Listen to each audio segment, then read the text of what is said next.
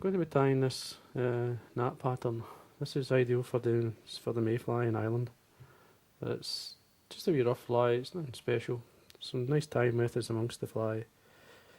Just sits nice in the water, gives a great impression. It's one of these flies where if there's some spinners coming on in the evening, you can actually trim away the underside, so it sits a wee bit flatter.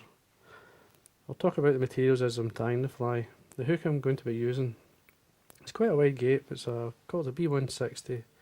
This is a size 8. Now, the 160 is a short shank, wide gape, medium wire hook, which is ideal for dry fly. Now, you can use black thread, whatever colour thread you like. Now I'm going to use a yellow. Just a good, the reason I'm using the yellow is to get an underbody when I'm putting the natural dubbing on. When it's wet, the natural dubbing, the underbody will seep through, the colour, you'll see it. Now for the wing, I'm using some summer duck. There you go, just some fibres from it. It's a full feather there. Now you can get 2 flies out of the one feather. I've already used this side. Now all you do is bring the fibres straight out, 90 degrees from the stem. This will line up the tips. Then you tail them off. It's easy to do. Now you're going to split these fibres to form an impression of a wing each side. But I'll do it later on. Just now I'm going to tie it forward. Now you're looking at least 1.5 the length of the body. So 1.5 the length over the eye. Now what I've done here is first take the thread down halfway and bring it halfway back up. So all I do is tie it forward. Make sure it's sitting the way you want. Especially I like to see it sitting on the top more than anything. And then take your thread down. Form a taper in the body. All you have to do is trim this at an angle like that. And that tapers the cut. And then you just work your way all the way down until you're in line with the barb of the hook. Just keep going. We'll leave that as it is just now.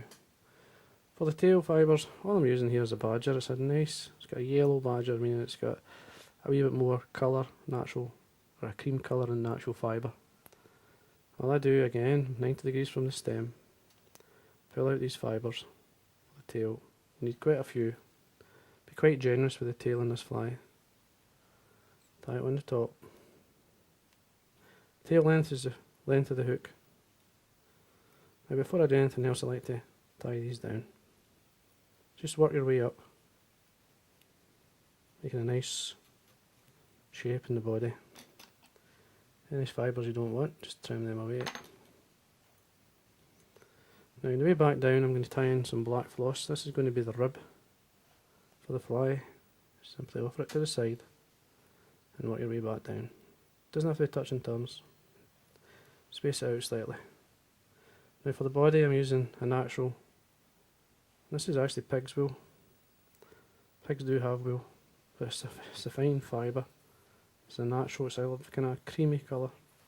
You can use natural seal's fur or any sort of Cahill coloured dubbing that you can find. It'll work just as well. The reason I like using the pig's wool is because I've got it, but at the same time it dries extremely quick. You can gink it up, put muslin or something on it that makes it float really well. Now I'm taking it up about, say, just by 2/3 or just about 2/3 of the body of the shank. Take away the excess.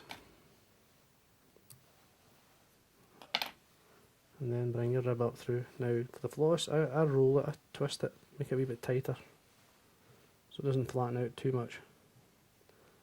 And rub your fly, just work it up. This point here, and then across. Cross your thread and tie it down. Then trim away the excess. Now for the hackle, I'm going to be using this is a saddle neck. It's what they call a Shannon, which is not as they're ideal for doing salmon flies, shrimp patterns and such. They're very good for a fly like this. Again, it's got a slightly yellow tinge to the white of it, but a good dark centre that you'd get in a badger, so you're looking for the black tips.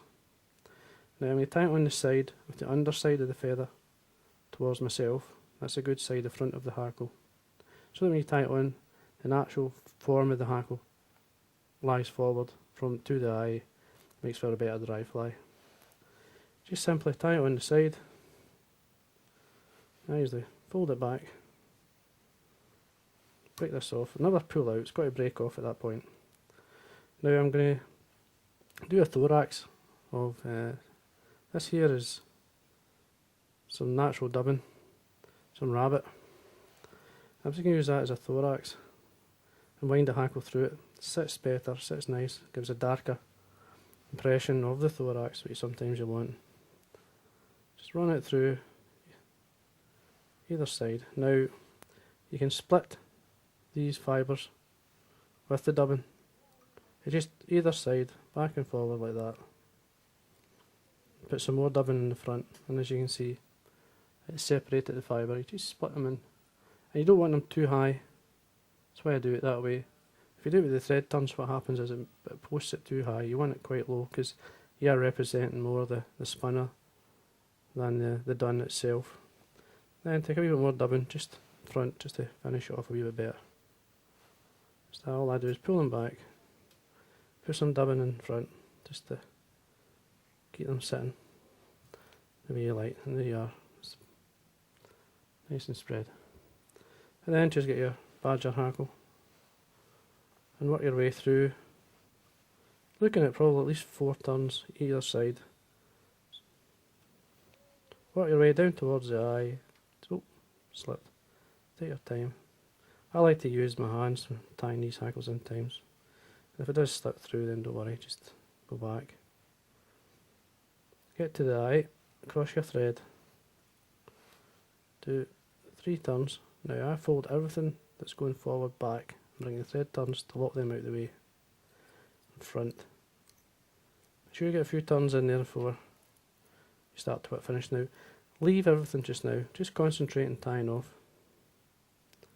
2, 3, 4 turns. Trim away your thread. Any small fibres that maybe get in the way, trim them away. Break off the point and then lift up. All you have to do then is varnish the head area. Just be careful you don't get it. You don't want it on the feather. Just take your time. And if you have some varnish in the actual eye, just clear it out with the needle. And there you are. And that there is a good pattern for your mayfly.